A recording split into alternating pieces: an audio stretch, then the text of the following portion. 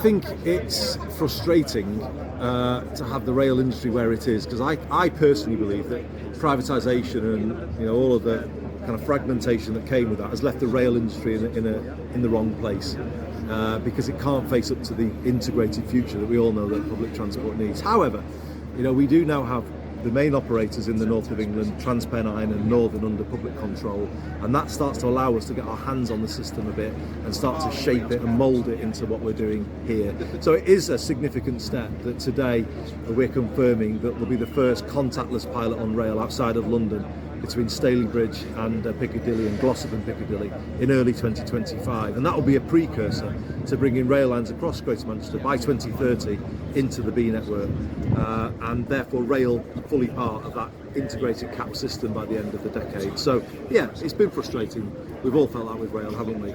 But finally we were able to talk about improving rail, and not before time. I did see it, if you were paying attention, because there were some model journeys that we put out there where we said walk or cycle, obviously, bus, tram, so we built it into the model journeys. And Dame Sarah Story would have been here today, but actually she's in a very serious competition, so it's a pretty good excuse not to be able to be with us in Rochdale today. But no, absolutely not.